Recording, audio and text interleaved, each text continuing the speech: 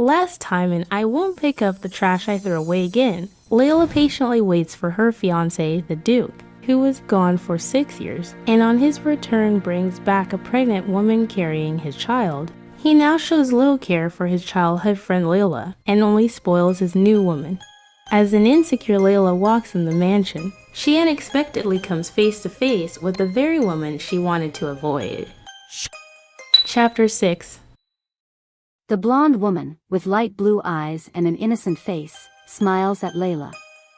She gently touches her pregnant belly as she greets the lady of the house.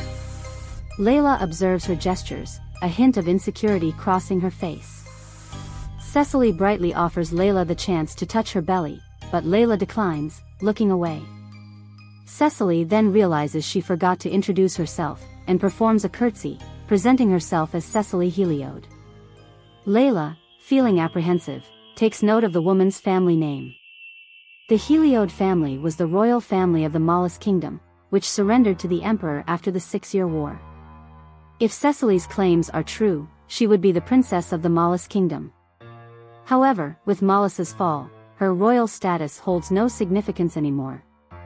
Layla reciprocates with a curtsy and introduces herself as Layla Thabisa. Preferring to avoid further interaction with Cecily, Layla begins to leave but is halted by Cecily's call. Miss Thabisa, she addresses. Cecily's words resonate with Layla, who realizes that since Cecily's kingdom has fallen, her noble status no longer holds, and she should address Layla as Lady, not Miss. Layla's attendant, Misa, intervenes firmly, insisting that Cecily address Layla as Lady. Despite Layla's attempt to stop her, Misa persists, questioning if a princess from a fallen kingdom still merits royal treatment. Layla firmly commands Misa to cease, then turns to Cecily, offering a polite bow and apologizing for her maid's rudeness. With a cool, icy expression, Layla addresses Cecily. Please don't mind her, Miss Cecily Heliode. Cecily, flustered, meets Layla's gaze, and finally, Layla icily bids farewell to the blonde woman as she turns to leave. Back in her office, Layla slumps into her chair, feeling stressed after the encounter. She expresses her frustration about the exhausting conversation with Cecily. Misa, noticing Layla's distress, approaches her with a letter from Countess Thabisa. Hearing the name brings back painful memories for Layla, recalling hurtful remarks from the Countess in the past. Closing her eyes, Layla tries to calm herself before accepting the letter from Misa and reading it calmly. The Countess inquires about Layla's well-being and announces her visit to the mansion the next day. Layla feels apprehensive about the impending visit, uncertain about the Countess's intentions but unable to refuse her. Resolutely, Layla rises from her desk and informs Misa about the Countess's visit, instructing her to prepare for her arrival. Suddenly, a maid rushes into the room, urgently calling for Layla's attention. She informs Layla and Misa that the woman has just fainted, adding that the doctor has arrived to assess her condition and that the Duke will also be coming to check on her. Layla and Misa are taken aback by the news. Clutching the letter in her hand, Layla notes that since Phillen will be by her side, she can leave the matter to him. She turns to Misa, intending to prepare for the Countess's arrival, but before they can act, the door bursts open, revealing a furious Phillen. His face contorted with anger, he calls out Layla's name, demanding answers. Layla is surprised by his sudden entrance and looks at him in disbelief. Phillen accuses her of wrongdoing, insisting that her recent interaction with Cecily must be the cause of her fainting spell. Layla stares at Phillen in disbelief, unsure of how to respond to his accusations. Her mouth clenches as she demands to know if Phillen's information came from Cecily herself. Phillen denies this, explaining that Cecily has not yet regained consciousness, but the doctor has diagnosed her condition as psychological shock. Despite the lack of direct confirmation, Phillen asserts that Cecily's maid confirmed their meeting earlier. Layla adopts a defensive stance, crossing her arms as she confronts Phillen. With a steely gaze, she questions whether the maids reported her being harsh to Cecily. Confidently, Layla maintains that their interaction was merely a polite greeting. "Do you think that's rude?" she challenges him, her tone firm. In a fit of rage, Phillen forcefully grabs Layla by the arms and slams her against the wall, visibly angered by her defiance. Layla's expression shifts to one of stunned fear as she stares at him, her body trembling with apprehension.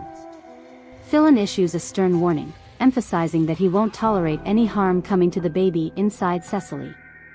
With chilling intensity, he cautions Layla to be more careful in the future, leaving her uncertain about what he might do next. As Phillen exits the room, he closes the door behind him, leaving Layla shaken and vulnerable on the floor. Misa and the staff rush to her side, offering support and concern. In that moment, Layla realizes the depth of Phillen's feelings for Cecily, understanding that her position as the future Duchess could be at risk. Yikes. That confrontation between Layla and Cecily was a whirlwind, but I have to say, Layla definitely won that. Just when I thought things couldn't get crazier, Phillen angrily comes in the room. I felt for Layla standing up for herself. I can't wait for her to leave. Chapter 7. Rain pours down outside the Williot family mansion as Layla sits in the tea room engrossed in a book. Misa interrupts her, announcing that Miss Cecily has awakened safely. Layla, still focused on her reading, acknowledges Misa's words without lifting her gaze. Misa adds that the Countess Thabisa has also arrived for their scheduled meeting. Closing her book abruptly, Layla remarks that she seems to have no time for relaxation. Layla steps out into the main lobby to greet the Countess, her face adorned with a bright, happy smile. "Welcome, Mother," she exclaims with genuine warmth. The older woman, her honey-colored hair tied in a bun, returns Layla's smile.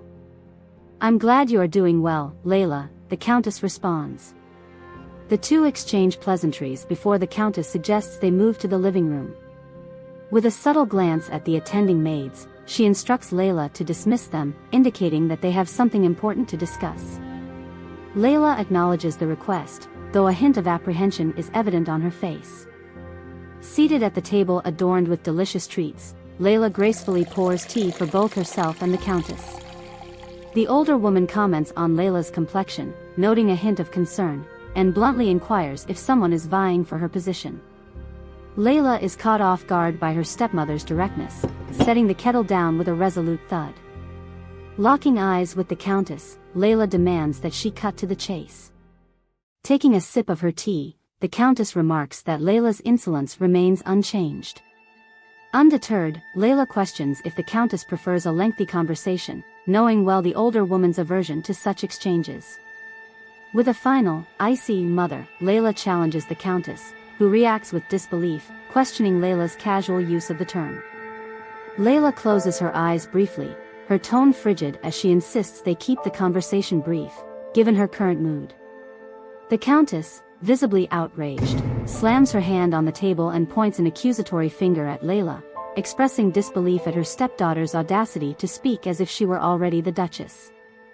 With a sly reminder that Layla is merely Layla Thabisa, she admonishes her to remember her place. Layla's eyes widen in surprise, acknowledging the truth in the Countess's words. She turns her head away, discomfort evident on her face, and cautiously asks if that is the purpose of the Countess's visit.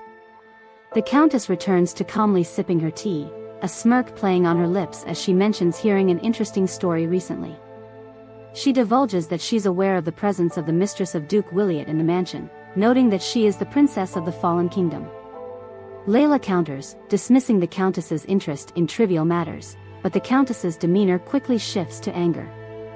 She chastises Layla for not getting married promptly after the death of the previous Duke and Duchess, especially since the mistress became pregnant before her. Then, she produces a red chalice and places it on the table. Layla, visibly worried, inquires about its contents. The Countess explains that it's a drug to facilitate pregnancy. She then retrieves a blue chalice from her purse, setting it down alongside the red one, and reveals it to be an abortion drug. Layla stares at the bottles in stunned disbelief as the Countess locks eyes with her, delivering a chilling declaration that just one drop from the blue bottle is sufficient to induce a miscarriage. Feeling increasingly uneasy, Layla rises from the table and confronts the Countess, insisting that if this is the purpose of her visit, then she should leave.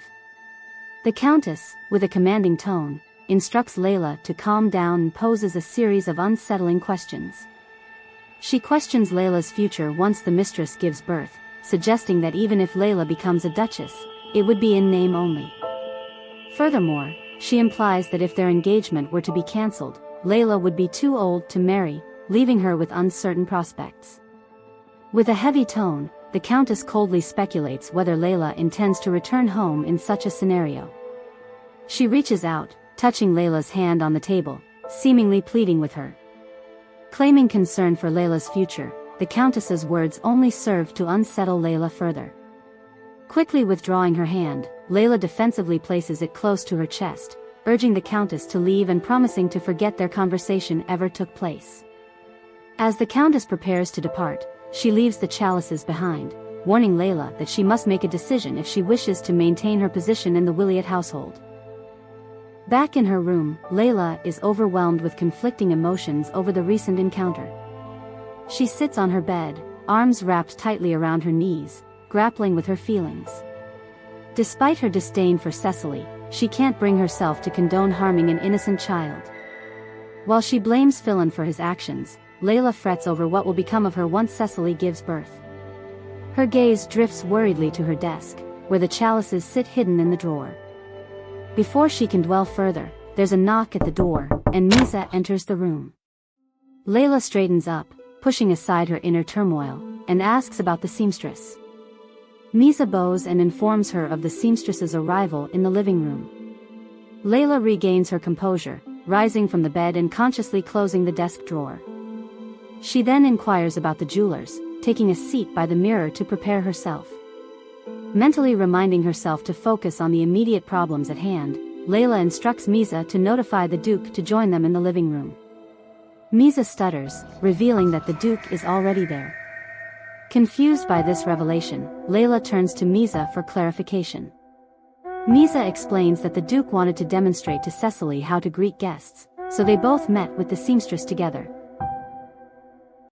That encounter with Layla's stepmother was intense. The Countess really knows how to stir up drama, and those chalices, creepy. Layla's handling it so well. Her strength in the face of all that pressure is seriously impressive. Can't wait to see what she does next. Chapter 8. Layla looks at Misa, her expression displaying disbelief at her words.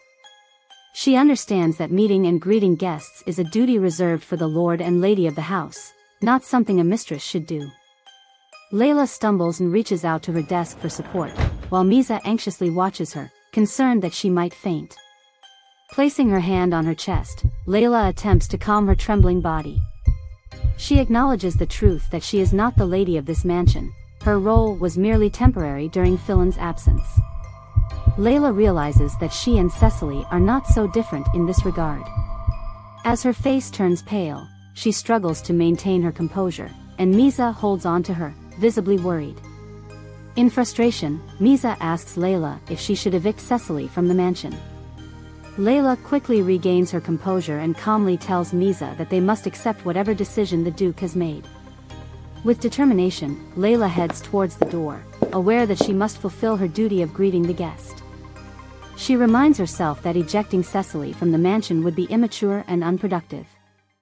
Phillen stands in the living room as Layla enters, with Misa trailing behind her. Layla meets Phillen's gaze with a neutral expression, acknowledging his presence. Phillen, in turn, announces Layla's arrival to the visibly uncomfortable seamstress. With a stutter, the seamstress politely greets Layla. Layla retrieves the note she received from the seamstress and inquires about the finished dress. The seamstress fidgets nervously, unable to provide a response. Phillen intervenes, informing Layla that Miss Cecily is currently inspecting the completed dress. At the mention of her name, Cecily turns around and cheerfully calls Layla over to view the dress. Upon seeing Cecily, Layla is rendered speechless, her expression darkening. With a heavy tone, she questions Cecily about her current attire. Cecily, clad in a lime green flowing dress, stands before Layla, confused, with both hands resting on her belly. In a flashback, we witness Layla conversing with the previous Duchess. The older woman retrieves a box containing a lime green dress and presents it to a young Layla, expressing that while it may be too early for her to wear the dress, she hopes to see her in it someday. The dress, intended for pregnant women, was prepared with love and care by the Duchess, who envisioned Layla looking beautiful in it. Affectionately patting Layla's head, the Duchess expresses her desire to witness Layla wearing the dress while nurturing a baby in the future. Layla beams with happiness, deeply touched by the Duchess's sentiments. Back in the present, Layla is visibly enraged. Raising her voice, she confronts Cecily, demanding to know how she dares to wear the dress gifted to her by the previous Duchess. Cecily, visibly distressed, brings a hand to her mouth, her discomfort evident as she looks away, unable to respond.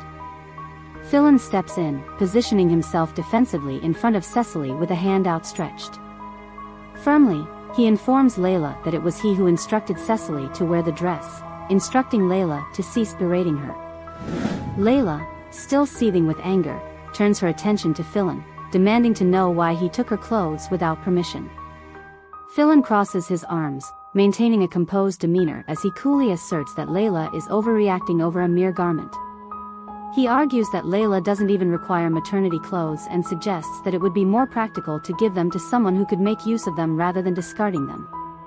Layla responds angrily, insisting that she had never intended to discard the dress. She explains how she had meticulously cared for it, storing it in the deepest part of her closet. She demands to know how Phillen managed to find it in such a secretive location, her words silencing Phillen momentarily. Layla then speculates whether Cecily had entered her private room without permission, causing Cecily to cower behind Phillen in fear. However, Phillen brushes off Layla's concerns, asserting that Cecily couldn't have done such a thing. He explains that Cecily lacked appropriate attire for greeting guests and suggests that if Layla had provided dresses for her, this situation could have been avoided. Layla bites her bottom lip, dumbfounded by Phillen's attempt to blame her. Cecily, now in tears, apologizes and begs them to stop fighting because of her. She collapses to the floor, continuing to apologize and lamenting that this situation wouldn't have occurred if she had brought her own clothes. Phillen gently places a hand on Cecily's shoulder as she cries, helping her to her feet and offering words of comfort. He assures her that she has nothing to apologize for, as she has done nothing wrong. Cecily continues to cry in Phillen's embrace, expressing her belief that she always causes problems. Phillen hugs her warmly, reassuring her with his embrace. He promptly calls for an attendant to bring Cecily some hot tea and towels to comfort her. Meanwhile, Layla observes the scene with defeated eyes, acknowledging the need to be cautious around Cecily, who poses a threat to her position. With a heavy heart, Layla turns away, realizing that she herself is the outsider in this house, not Cecily. Days later, as the mansion staff fulfill their laundry duties, they exchange gossip about the Duke and the lady. They remark on Cecily's beauty and note Lady Thabisa's failure to provide her with any outfits. One of them suggests that if she were in Layla's position, she wouldn't give the mistress any clothes either. They speculate about whether the engagement will be cancelled. Meanwhile, Layla, who is wearing her traveling clothes, is walking nearby. She overhears the gossiping staff, and Misa is visibly irritated by their chatter. Layla advises Misa to ignore them, acknowledging that she anticipated such gossip after the earlier events. Layla vents her frustration about the prospect of going to the capital with Cecily. In a light-hearted manner, Misa suggests that Layla stay behind first and join the trip to the capital later if she feels uncomfortable. Layla smiles at her attendant, explaining that accompanying Phillen to the capital is part of her duties that she must fulfill. A week ago, Layla was in a meeting with advisors. One of them suggests that now that the Duke has returned, Layla should delegate her duties to him. They express concern that continuing to handle his work while he's back is not appropriate. Layla nods in agreement, acknowledging their point, and states that she plans to hand over the responsibilities to him after their return from the capital. On the day of their departure, Layla arrives at the parked carriages, where Phillen and Cecily are waiting for her. Phillen informs Layla that he will be riding in the carriage with Cecily, as she's not feeling well. Anticipating this, Layla responds curtly that he can do as he pleases. As she enters her carriage, she expresses that she doesn't care what he does. Inside, Layla relaxes her gaze, feeling relieved that she won't have to share the same carriage with them. She looks out the window and sees Cecily smiling happily at Phillen. Bitterness wells up within her, prompting her to swiftly draw the curtains, hiding them from her view. That whole scene was painful. Layla's rightful anger. Her step towards self-control. Then bam, Phillen swoops in and takes Cecily's side. Seriously. Then that heartbreaking flashback with the dress. Poor Layla. Phillen is the worst, and Cecily is annoying with those fake tears. They deserve each other. Chapter 9. As the carriage driver announces their arrival in the capital, Misa opens the carriage door, inquiring about Layla's journey. Stepping out of the carriage, Layla responds that the ride was lengthy, expressing her desire to rest soon.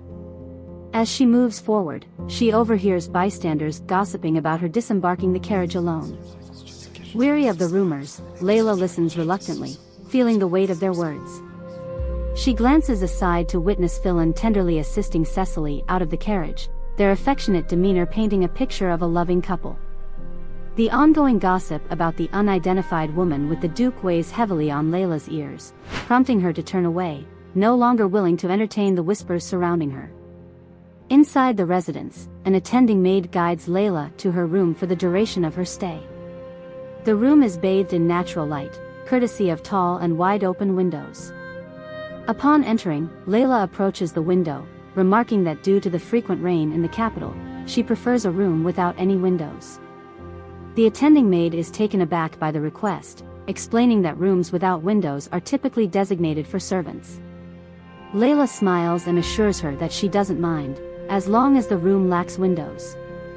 The attendant leads her to a room with ornate double doors, explaining that this room has smaller windows and is darker than the others. Upon entering the room, which is smaller and less extravagant, Layla finds solace in the smaller windows and decides to stay there. She expresses her gratitude to the attendant, who leaves to fetch her luggage. Suddenly, Phillen and Cecily enter the room, Phillen's arm wrapped protectively around Cecily's shoulder. With an angry expression, Phillen demands to know why Layla is in this room. Layla bluntly replies that she prefers it and changed rooms, questioning if there's a problem with that. Phillen angrily asks if Layla switched rooms because Cecily is nearby. Layla retorts, asking if he's implying that she switched just to harass Cecily. Tensions escalate until Cecily gently pats Phillen. As she looks at Layla, she informs Phillen that she would like to share rooms with him instead, expressing her anxiety about being alone. She reassures Phillen that she'll be alright with him by her side, while Layla is left to witness their affectionate exchange. Phillen turns to Layla, and they both exit the room, leaving Layla standing alone with her head lowered and hands clenched. Misa looks at her with concern as Layla mutters her annoyance at the couple's behavior. With a heavy voice, she tells Misa that they need to go outside. Inside a jewelry shop in the capital, Misa asks Layla if she feels better now that they are outside, to which Layla responds with a relaxed yes. Misa smiles happily, relieved to see her lady smiling for the first time in days. Layla reflects that she had considered canceling her marriage, but she knows her childhood home isn't any better and also felt unwelcome there. Suddenly, a loud voice startles her, pulling her out of her thoughts. She turns around to see a commotion on the street, a man dragging a child while a younger one, distressed, tries to hold him back. Layla rushes to them, demanding the man to stop. She questions why he's causing such a scene, but the man angrily tells her to mind her own business.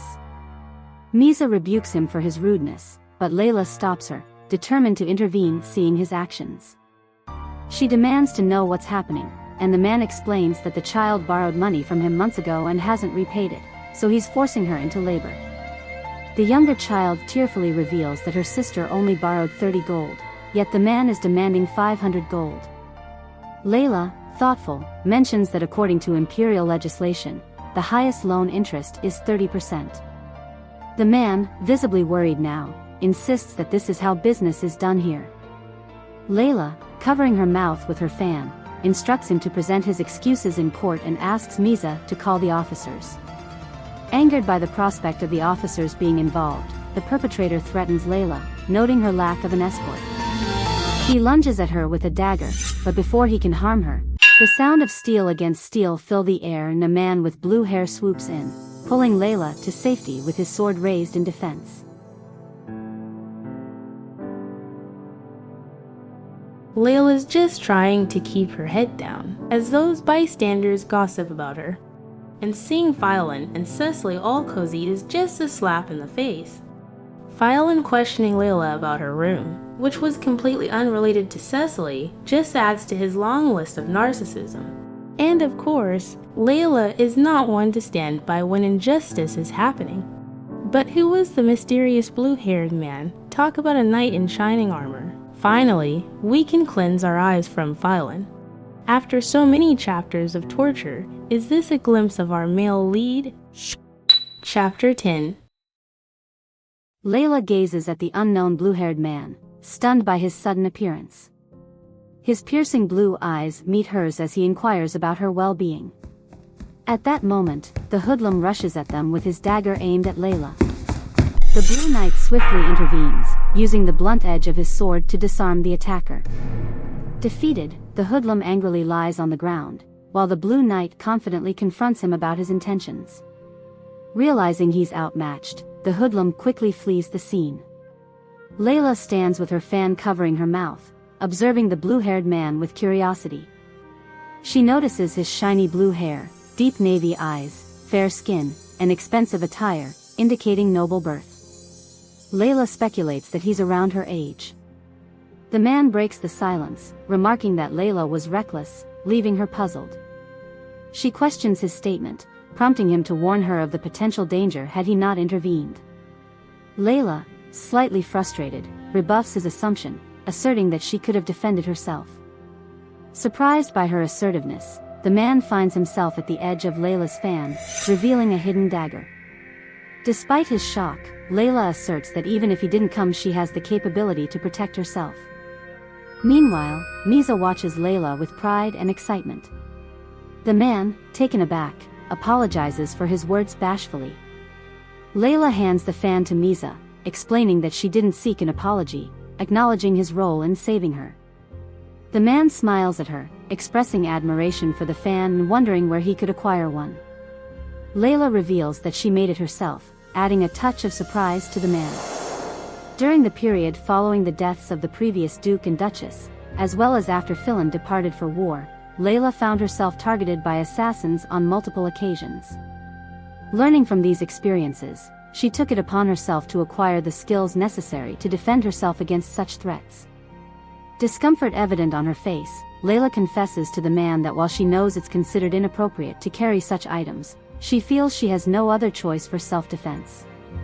The man expresses admiration for Layla's resourcefulness in creating a weapon to protect herself, brightening her spirits momentarily. Surprised by his compliment, Layla finds herself comparing his praise to the lack thereof from Phillen, quickly reprimanding herself for comparing her fiancé to other men. She abruptly announces her departure, intending to report the hoodlum to the Capitol Guards. The man expresses confusion over the reason for reporting, prompting Layla to explain the hoodlum's extortionate demands of 60% interest, suggesting he should be fined at least 1,000 gold. With polite farewells, Layla and Misa walk away, leaving the man with an amused expression lingering on his face.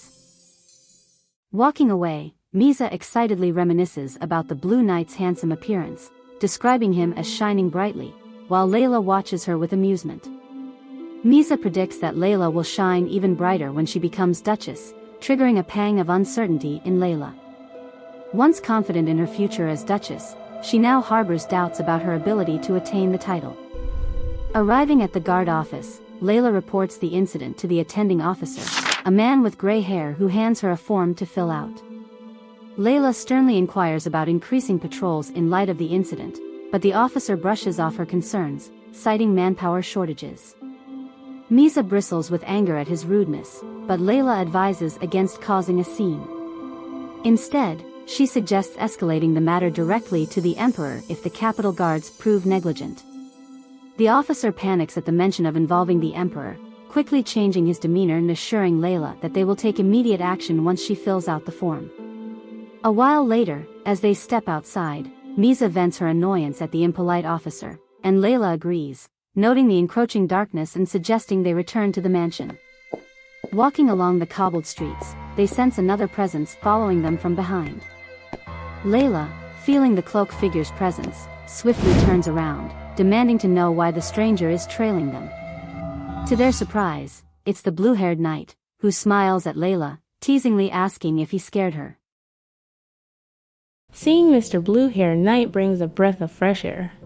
Those blue eyes definitely left an impression on Layla, who was already comparing how much better he is than Phillen. But wow, Layla's got some serious skills. Crafting a fan into a weapon, I love how she's not just a damsel in distress waiting to be rescued. Talk about resourceful. Chapter 11. The Blue Knight smiles reassuringly, explaining to Layla that he didn't intend to scare her and simply wanted to ask a question. Layla, feeling apprehensive, defensively places a hand on her chest and inquires about his question. As he pulls down the hood of his cloak, he asks how she knew about interest rates and the specifics of the imperial laws.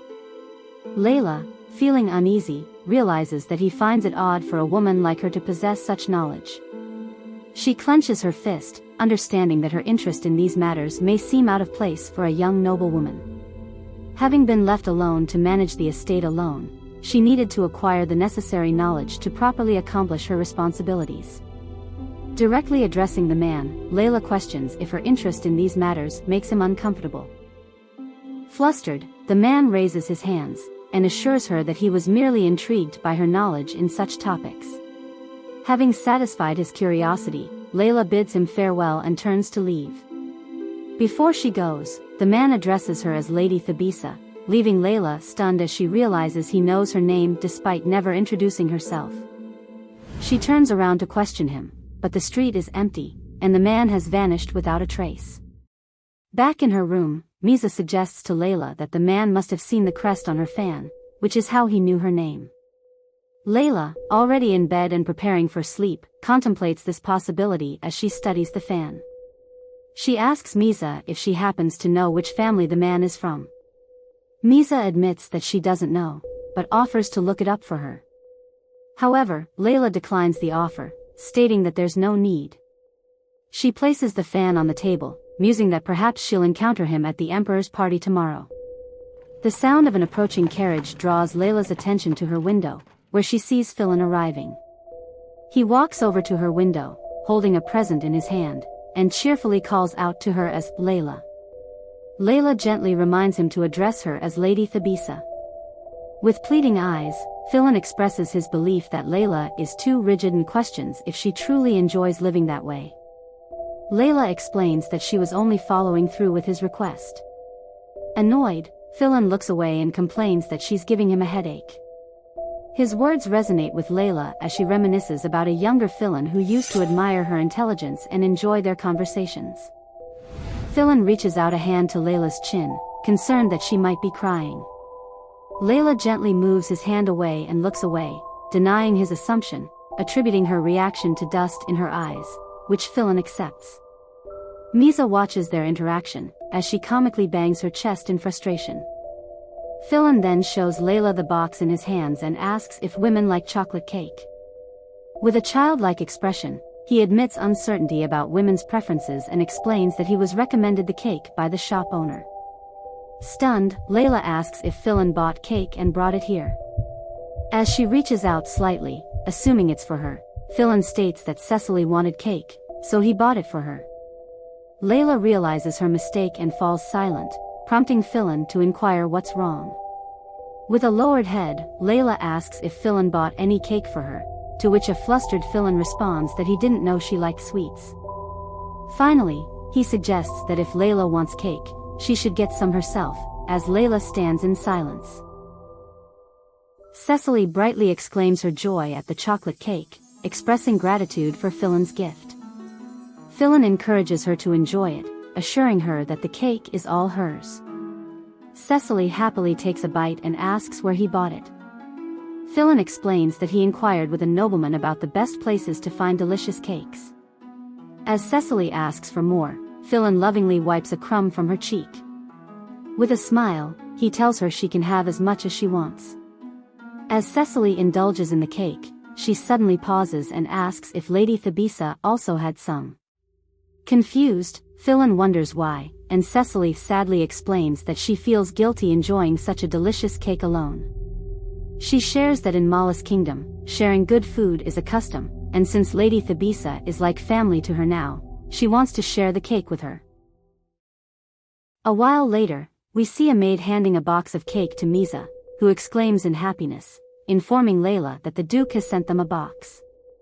Layla sits up from her bed expectantly, as Misa continues, suggesting that even if he didn't mention it earlier, surely he must have thought of Layla and sent her some cake as well.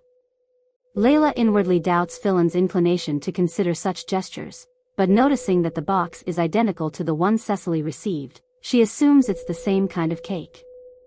Feeling guilty for potentially pressuring Phillen into gifting her cake, Layla hesitantly pulls on the ribbon. Misa excitedly takes out a plate, suggesting that while she doesn't usually enjoy cakes, it might be worth trying just for today. Layla smiles at Misa, agreeing that she did want to have some cake. However, upon opening the box, Layla is stunned into silence. Behind her, Misa's excitement turns to anger. Inside the box lies a forlorn leftover cake, a far cry from the delectable treat she had anticipated. Oh my goodness, talk about a roller coaster of emotions. First we have a mysterious encounter with a blue-haired man, who sure knows how to make an impression. Then we have a moment with Layla and Phillen, where he actually showed a teensy-weensy bit of concern for her. That made me think maybe he's a little bit decent. But then he's Phillen, so he goes back to being a piece of... Chapter 12. Layla falls silent, a mixture of pain and anger etched on her face. A butler approaches from behind, explaining that it's customary to share good food where Cecily is from. Layla's voice hangs heavy as she clarifies if that custom is applicable here. She walks away dismissively, instructing the butler to dispose of the offensive box. Angry and frustrated, she stomps towards the couch and sits, wondering how long Phillen will continue to torment her like this. With her hands on her face, Layla cries, questioning if she even matters to Phillen. As night falls, she looks up, contemplating her next move. She recalls the Countess Thabisa, who used to torment her as a child, and wonders if she felt the same way watching her mother be adored by the Count. But what saddens her the most in this situation is that despite being humiliated repeatedly, she still feels obligated to take care of Phillen. Layla turns her attention to the formal wear she and Phillen are to wear to the Emperor's coronation, running her fingers over the smooth silk. Misa asks if Layla has already prepared a handkerchief for the occasion. Confused, Layla inquires about Misa's meaning. The maid explains that since this is the Duke's first social attendance, according to tradition, men debuting in high society for the first time must receive a hand-embroidered handkerchief from a family member or fiancé. Misa's reminder prompts Layla to recall the tradition, admitting that she may have forgotten due to her constant busyness. Layla states that even if she had remembered, she wouldn't have been able to make one as it's been too long since she last did embroidery. The last time she embroidered was before Phillen went to war 6 years ago. Layla reminisces about how Phillen reacted during that time.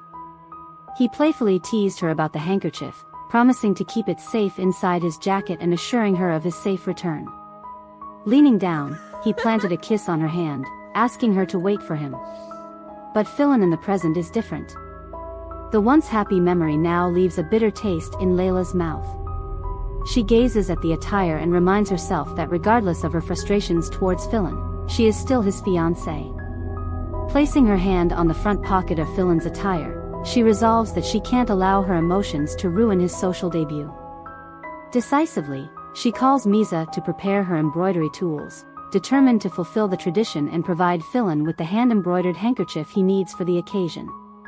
Hours into the night, Layla winces as the needle pricks her for the 22nd time since she began embroidering. Misa expresses surprise, admitting she didn't expect Layla to be struggling, assuming the lady would excel as usual. Layla responds that it's impossible for her to be good at everything and mentions other things she's not skilled at, like cooking and dancing. Misa finds it hard to believe that Layla could be bad at dancing, but Layla laughs and confesses her lack of talent in that area. She explains that she only appeared proficient because she practiced tirelessly to perfect her waltz, despite struggling with rhythm. Each practice session required intense concentration to avoid making mistakes. She expresses her wish for more time to work on the kerchief, but acknowledges that she doesn't have that luxury, resigning herself to staying up all night to complete it. The next morning, the sun shines brightly, and Layla, having not slept yet, exclaims in excitement at her newly finished embroidery. Misa praises her for a job well done, and Layla expresses her gratitude for the maid's assistance. Misa suggests they show it to Phillen as soon as possible so he can appreciate the effort Layla put into it. Initially unsure, Layla eventually agrees with Misa's suggestion. Outside Phillen's door, Layla stands nervously, her heart pounding against her chest as she holds a box containing her embroidered creation. Her nervousness mirrors the moment when she gave Phillen a kerchief before he left for war. The door creaks open suddenly, and Phillen steps out of the room. Layla immediately calls his attention, prompting Phillen to wonder why she's there. Uncertain how to approach him, Layla hesitates before speaking. Just as she begins, Cecily emerges from behind the door and scolds Phillen for leaving something behind. In her hand is a handkerchief embroidered with the Williot family crest. Oh no, poor Layla. I don't even know why she still puts so much effort into Phillen when he always treats her so poorly. She tries so hard to fulfill her duties, but Phillen never appreciates her. Chapter 13. Layla's heart sinks as she sees the perfectly embroidered handkerchief in Cecily's hands. She instinctively hides the box behind her back, squeezing it tightly. Cecily's surprise at seeing Layla is met with a forced smile from Layla herself. Holding out the handkerchief, Cecily explains that she heard Layla wasn't skilled at embroidery, so she made one for Phillen to spare them any potential embarrassment for his debut. She adds that she did it for Layla's sake. Layla listens in disbelief, her expression betraying her inner turmoil. Silent and bewildered, she stares at Cecily, shocked by the blonde woman's audacity. Cecily notices the tension and, placing a hand delicately over her mouth, anxiously asks Layla about the troubled look on her face. Before Layla can respond, Phillen steps in front of Cecily, praising her efforts and scolding Layla for her apparent ingratitude. He accuses Layla of looking at Cecily harshly instead of being thankful. With a finality that cuts deep, he reveals that he has always found Layla to have a wicked personality. Stunned, Layla looks up at him, seeing the familiar expression of arrogance on his face, as if he has done nothing wrong. Layla flinches, her frustration boiling over as she responds that she wasn't the one being rude, it was Phillen. Phillen crosses his arms in response and demands to know how he was rude. Layla asserts that even if Cecily is carrying his child, proper etiquette dictates that she remains in the shadows, not boldly appearing in public with the Duke. Cecily stumbles weakly, stunned by Layla's words, and Phillen immediately catches her. He warns Layla sharply, but she remains visibly angry, glaring at the couple. She questions Phillen, asking if he truly expects her to hold back when his mistress is blatantly encroaching on her position as his fiancé. Phillen argues that Cecily's actions were simply out of kindness, not intrusion. However, Layla firmly retorts that unwanted kindness can also be seen as intrusion. Phillen, teeth clenched, loudly calls out Layla's name in finality, his voice echoing through the mansion, leaving the servants bewildered and worried. As Layla notices the gathering servants and their whispers, she feels a sense of disgrace over their public altercation because of his mistress. Finally, she sighs and adopts a relaxed tone, conceding that Phillen can bring Cecily's handkerchief if he wishes, but warns him not to disclose that she made it. She refuses to take responsibility for it as well. Phillen flinches, realizing the weight of her words. Layla knows that he is embarrassed to have a mistress and lacks the courage to reveal it publicly in high society. With a turn, Layla swiftly leaves, ignoring Phillen's calls, and heads outside to a waiting carriage. The driver, puzzled, questions why she is entering, as the carriage was prepared for the Duke's use that day. Unmoved, Layla asserts that there are other carriages for Phillen to use. With heavy conviction, she instructs the driver to depart immediately, requesting to go to the quietest place in the city. As the carriage rattles away, Layla sits alone inside, her gaze falling on the box in her hands. Her fingers, bearing cuts from mistakes in her needlework, rest atop the box containing the handkerchief she painstakingly made for the Duke.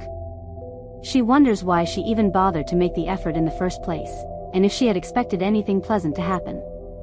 Defeated, she hunches her back with her head lowered, feeling small and unwanted, her usual poise and elegance shattered by the events of the morning.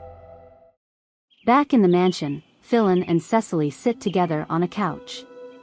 Cecily apologizes to Phillen for causing him to miss a banquet, but Phillen dismisses it, saying it wasn't important anyway.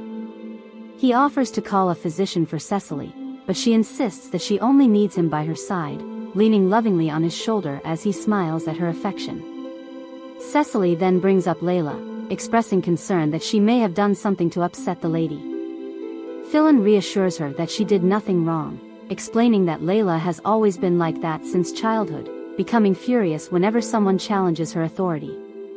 While he had hoped she would have improved by now, he admits that she seems to have only gotten worse. As Cecily touches her swelling belly, she voices worries about their child's future. Phillen assures her that the child will be recognized as his eldest child, and Layla will be obligated by her duty as a foster mother to care for the child. Cecily listens quietly, then expresses concern about the possibility of Layla mistreating their child. Phillen, puzzled, asks if Layla said anything to suggest that. Tears welling in her eyes, Cecily struggles to control her trembling voice as she explains that after seeing Layla's behavior today, she is worried about the lady potentially abusing their child. Phillen hugs Cecily warmly, reassuring her that there's no need to worry. He declares that if Layla fails in her duties as a foster mother, she also fails as the hostess of the mansion, and he will do everything in his power to make her leave. Their eyes meet in a shared understanding, and Phillen's words bring comfort to a tearful Cecily. In her thoughts, Cecily notes that Phillen's words are good news, as a sly smile creeps onto her lips. Phillen excitedly expresses his desire to be a good father for their child, and the two share a warm laugh together. Back in the city, Layla sits under a towering blossom tree atop of a hill. Her head lowered and arms hunched, she is enveloped in defeat. Suddenly, a looming figure casts a shadow over her diminutive form. As she lifts her gaze, she is taken aback to see a kerchief being extended to her.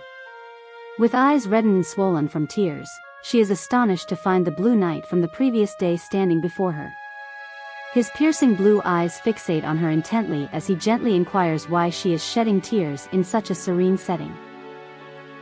Well, that was a pretty intense confrontation. Layla's got some serious backbone standing up for herself. But Phillen's reaction was so infuriating. I know Cecily is being sly and is probably plotting something, but Phillen is still the worst. After managing his estate for 6 years, this is the thanks she gets. No thank you. That blue-haired man is a literal knight in shining armor. He brings relief from the horrible Phillen. Can't wait to see how their relationship progresses from here. Well, that's it for now. See you guys on the next one. And don't forget to like and subscribe for more. Adios.